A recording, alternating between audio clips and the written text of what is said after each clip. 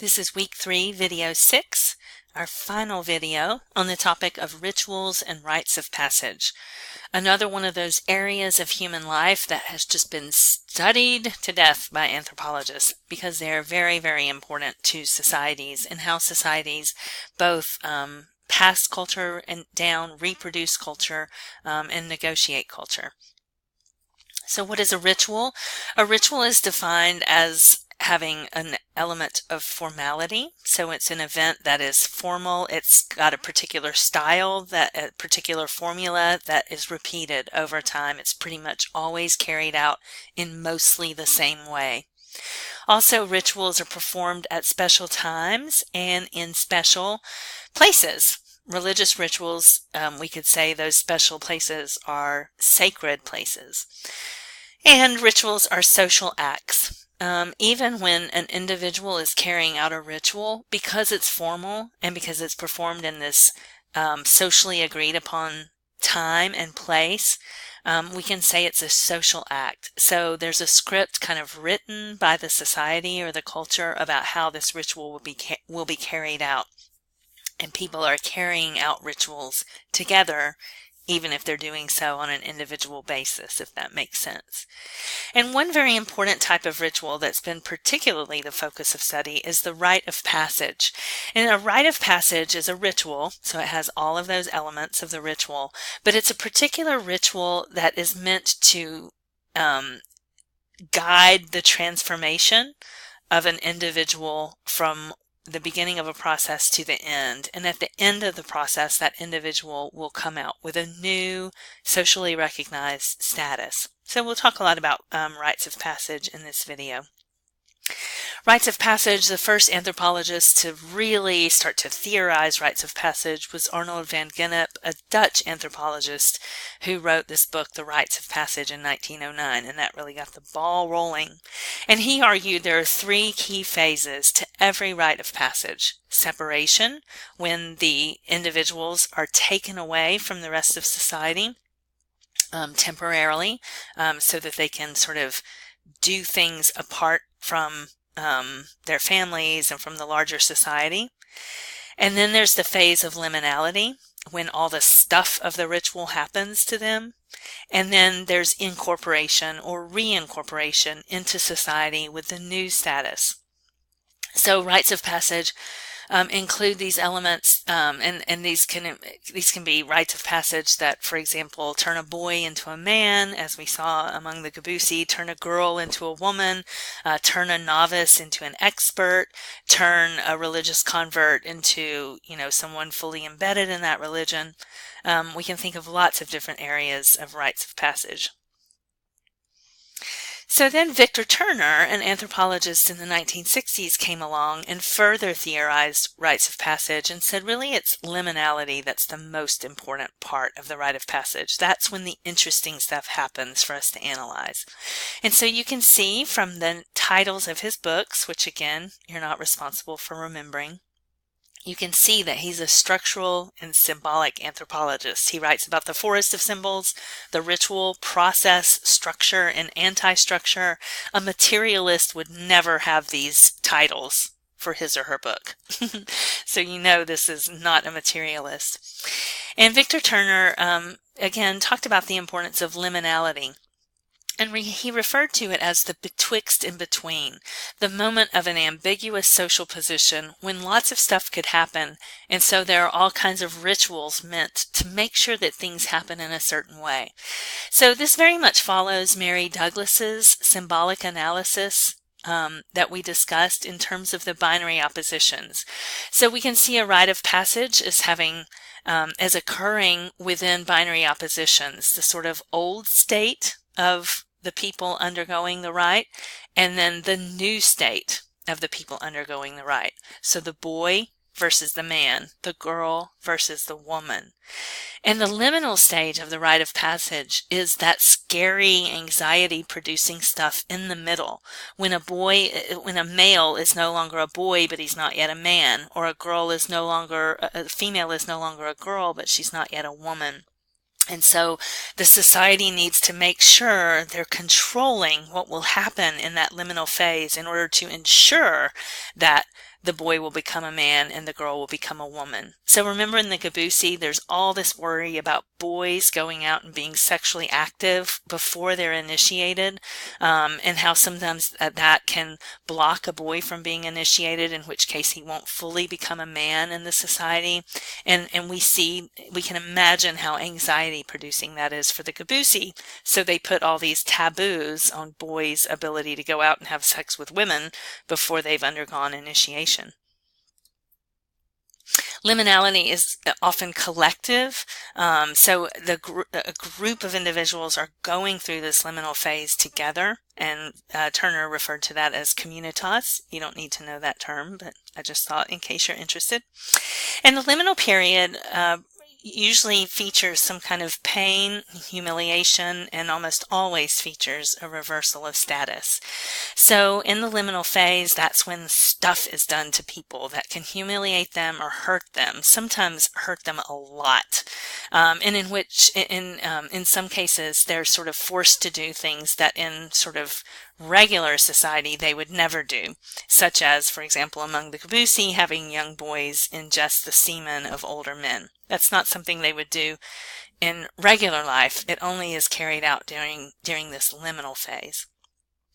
Now, an interesting thing to think about that we can talk about on Thursday is the fact that, generally speaking, male rites of passage feature a lot more pain and humiliation than female rites of passage. And that seems to be true in many cases around the world. So I want you to think about why that might be. What is it about becoming a man that, quote unquote, requires much more brutality? Okay, and what does that say about the role of females and the role of males within a society? So, Victor Turner outlined the states of liminality, and before I get to these, I wanted to share with you an experience that helped me really understand the difference between the liminal phase and what happens when the individual completes the rite of passage and is reintroduced into society with this new status. And the experience I had was going with my husband to Paris Island. So my husband was in the Marines, and he did his basic training in Paris Island, which, I think it's in South Carolina or North Carolina. And we went there a few summers ago, and it was very interesting for me to see what was happening. So we arrived, and it was a super hot day, like well into the 100s, and very humid. So they had red flagged the cadets. They were not doing training outdoors on the field that day because it was too hot. And instead, they were having lessons in the Marine Corps Museum about the history of the Marines and the American military and so forth. So Chris and I went to visit the museum, and we got to see and be around a lot of these cadets and the sergeants who were training them. And so what I noticed there with all these cadets was that they were like kind of nobodies. They had like no identity. Honestly, it was hard to sort of pick out race or ethnicity or gender, or hair color or anything. Everyone was just kind of this indistinguishable mass. They were all sitting on the floor. They looked dirty. They looked exhausted. They were wearing like wrinkled uniforms. Everything was just askew, and they all kind of looked like nothing. They were never referred to by their names. They were just kind of yelled at and treated as an undifferentiated mass.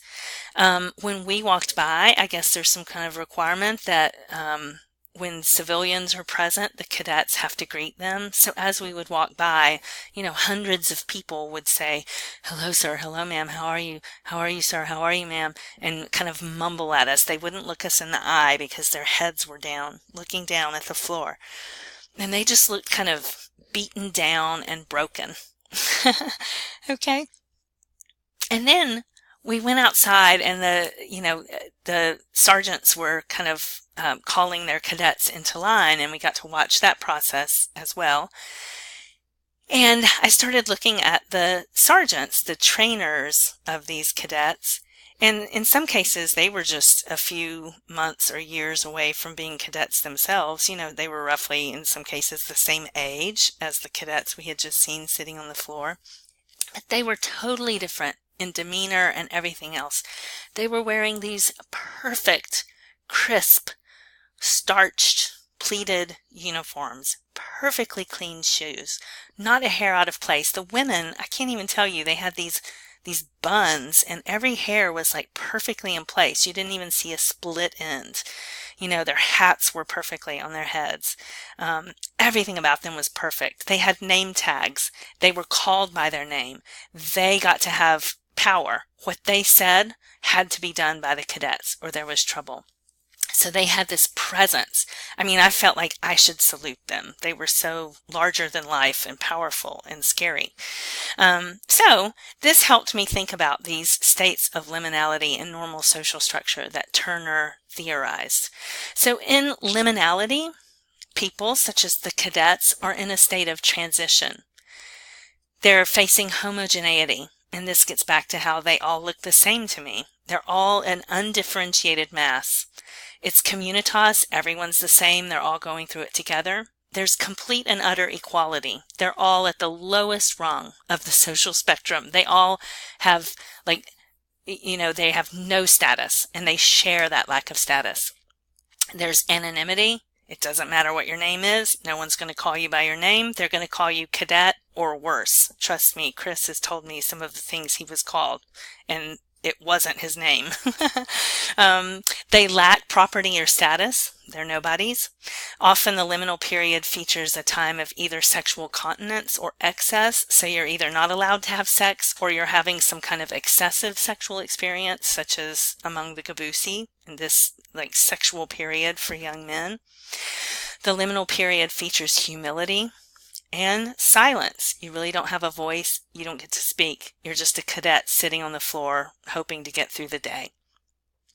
Then when you're reincorporated into the normal social structure with your new status, whether it's sergeant or man or woman or whatever, now you have a state of being. You're no longer in transition. You're there. You've arrived.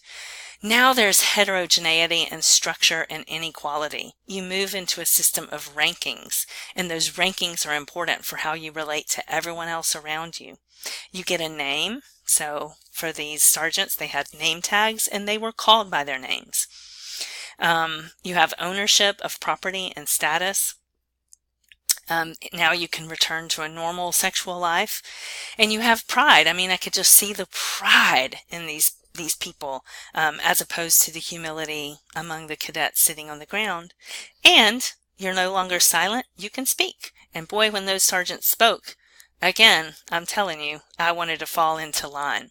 So we see this liminal period is when all this tough stuff happens to people that's meant to kind of beat them down to nothing, so that when they are reincorporated into the normal social structure, they can really enjoy this new status and inhabit this new status and say goodbye forever to the old status.